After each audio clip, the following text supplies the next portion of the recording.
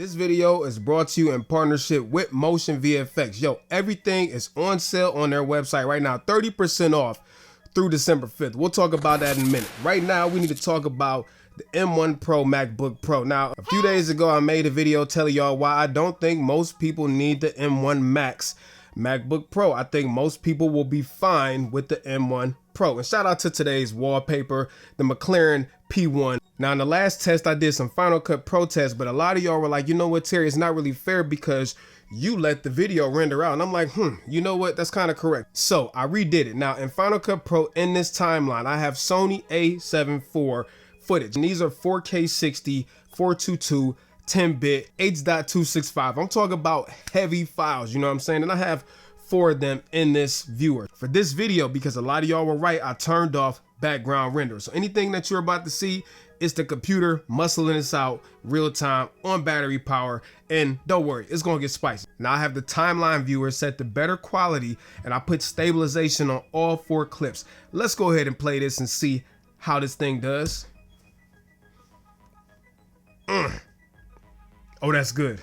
It's playing all 4 clips with no problem. And again, these are stabilized. I have not done anything to them except for resize them, retimed them to get to about a minute. Now, these are playing very, very smooth. This looks like Final Cut Pro already rendered this, but as you can tell from these white dots above all 4 clips, Final Cut has not done anything with these clips as of yet. So to kick it up a notch, I'm gonna drag MLUT onto this adjustment layer. Now, you can use any LUT loader you want. I prefer to use MLUT because I just love Motion VFX stuff, plus it's easy to use. So let's go ahead and go to MLUT presets. So let's go ahead and select my custom LUT out of Terry's LUTs called Drama. Now, for those of you who don't know what adjustment layers do, this affects anything underneath it. So now this color grade is being applied to all 4 clips.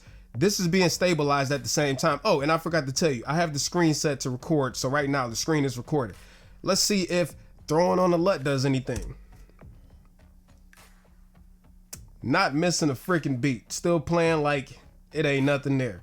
So again, this is 4 clips, all of them stabilized, 4K 60, 422, H.265, some of them retimed, with a color grade on top of all 4 layers. Final Cut Pro is playing it back, no problem. Now, some of y'all might know, yo, Final Cut Pro is optimized. So what? This is what I want to use. Obviously, I want to use it because it's optimized. So that's easy, right? Let's go ahead and kick it up a notch. But first, I really want to tell y'all about today's sponsor, and that's Motion VFX. A big shout out to Motion VFX. I use Motion VFX for all of my graphic overlays, plugins, all of that stuff. In fact, I have another clip on real quick just to kind of demonstrate how dope Motion VFX stuff is. Now, again, these are 30% off in the store. So I'm gonna go through. I'm a big fan of like call outs and stuff like that. If you do anything tech related or anything where you want to bring emphasis to it, let's use one of my favorite call outs. This is called M Callouts Tech 13. This is part of the M Callouts pack. So all you got to do is grab it and drop it on to your timeline, right? So then you got to reposition it to where you want it to go. So I'm gonna put it, I don't know, right here on the keyboard. Now,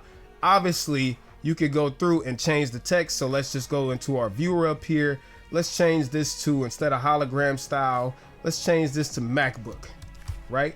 And then let's just put, I don't know, for test purposes. And then I'm gonna shrink it down to the size of the clip, right? And then I'm gonna track it. So all I gotta do is hit the track button, boom.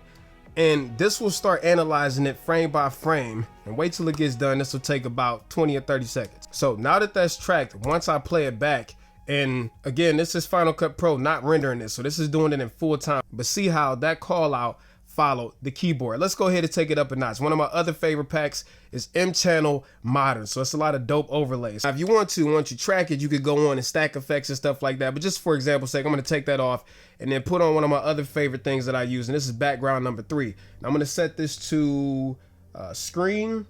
And this is a dope way just to add some little flair to your shots, you know what I'm saying? Boom, just like that, you got it on there. But anyways, if you want to take your production to the next level right now, hit the link down in my description. Go get your plugins before the sale ends. Thank you, Motion VFX, for sponsoring this video. Love y'all. The products are so great. Now, the next thing I'm going to do is I'm going to open up Lightroom. And I got a whole bunch of photos already selected because a lot of y'all in the last video was like, oh, you only let it export like 5 items. Let's select 62. I'm going to export these. I already got a folder set up for test, and bam. So Final Cut Pro is going. These clips are not rendered.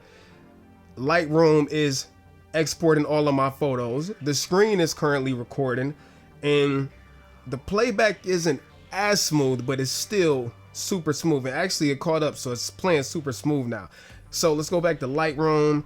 This is almost done. I'm gonna open up YouTube in the background and I'm gonna let 2 videos play. So if you're ever in a situation where you need to, you know, play 4 clips 4K color graded in Final Cut Pro and export from Lightroom at the same time, and you want to watch 2 YouTube videos plus screen record, maybe that's the type of stuff you like to do. So let's go to Safari. We'll go to YouTube. We'll put on one of Terry Warfield's last videos. And let's open up another tab. And then we'll click on, I don't know, Jevin Dovey's videos right here. So right now I have 2 YouTube videos playing in the background. Screen is recording. Let's go back to Lightroom. Let's restart this export. We're going to export the same set of 63 photos. Go back to Final Cut Pro. Press play and see what we got. That's crazy.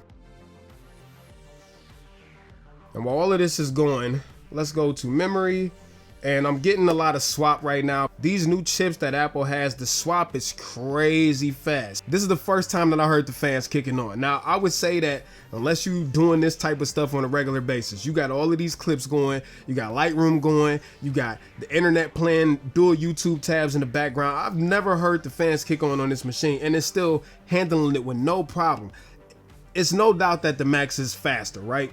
But I think that money would be better off upgrading your RAM and stuff like that, because as you see, we ran into some memory pressure pretty quick running through all of that stuff, and it still hasn't missed a beat. So I would say most people will be cool with the M1 Pro. I don't feel the need to go Max at all. If anything, since this is the 16 gigabyte model, I might exchange it for the 32 gigabyte model just to alleviate the memory pressure and all that stuff. I don't know, time will tell. But I hope this test was conclusive enough to show you how much stuff you could throw at the M1 Pro. And again, I know I'm using optimized programs and all of that stuff. I don't care about that. That's the reason why I buy into Apple, because I want those optimized programs. You can see how much stuff I threw at it with no problem. It didn't stutter, didn't break a sweat. None of these clips were rendered. Played them with no problem while I had all of this other stuff going in the background. So Apple, well done, bravo. Thank you for taking my money, and it was well worth it. I'm curious to know what y'all think. Which machine did you go with? Let me know down in the comments. I'm gonna be down there kicking it with y'all. Just don't come in there acting crazy, because if you get crazy,